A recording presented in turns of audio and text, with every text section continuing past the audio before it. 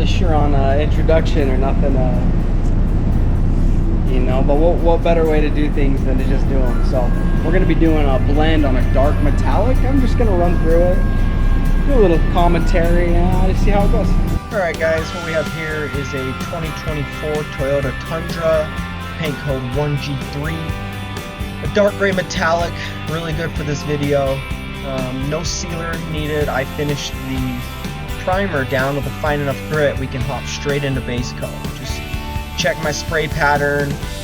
We are going to need to keep the base coat right in this general area, leave a lot of room for blend. First coat, medium wet. You will see that it's a little transparent. That's okay. We still have another coat, drop coat. That's all we need. Kept the base coat really small. Let that flash off for 10 minutes and we'll be right back. Second coat, guys. You'll notice as it now has flashed off, you can still see the primer through it. But once we add this second coat, another medium wet coat, I'd say about a 50% overlap at least. I'm going to bring the base coat out just a little bit further. It's going to look a little modelly. Let's let that flash off. And now for the fun part. This is our drop coat, our orientation coat, the most important part of a metallic or a pearl. So our base coat's in this general area. We're going to bring our blend a little bit further out. The three main important rules with this: lower air pressure, dropped at about 7 pounds. The distance from my panel is probably 6 inches further, maybe a little more, and my overlap is going to be a lot tighter. And I cut it at a 90-degree angle to help eliminate striping or any modeling. And you've probably all seen those on the road. What we have here though is a perfect blend. Well guys, my favorite part, clear coat. I use a stat gun, eliminates all static electricity on the panel to have a cleaner paint job, hopefully. There's a lot of other factors, but just on the safe side, I love using this tool.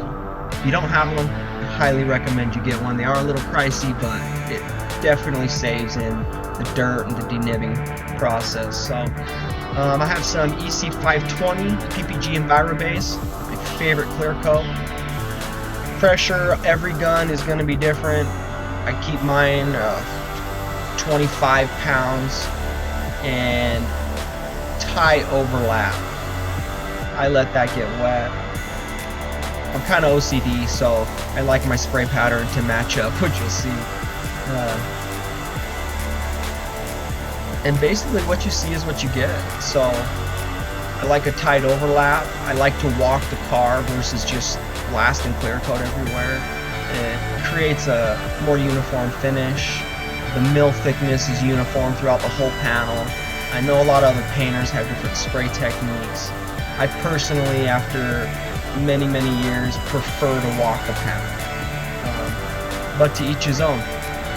So we're going to lay this first coat down.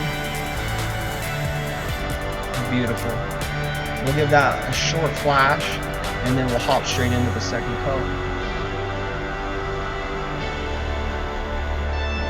Alright, at this point, we're going to put our second coat of clear. I'm just going to repeat what I did the first step and give it that factory finish.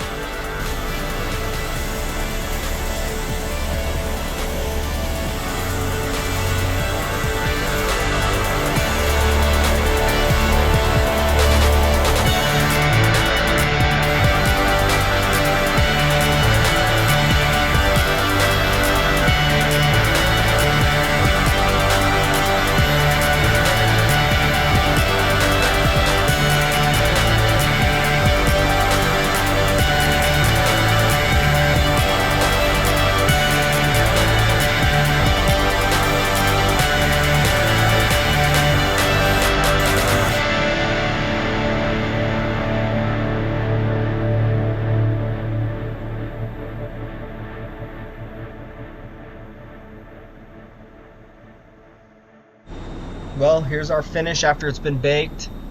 Beautiful. The blend is invisible.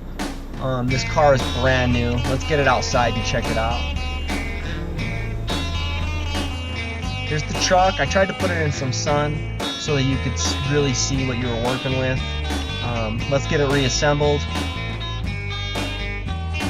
And here's the reassembled truck. It needs to be detailed. Sorry, it's a little dirty, but check out in the sunlight. Invisible blend.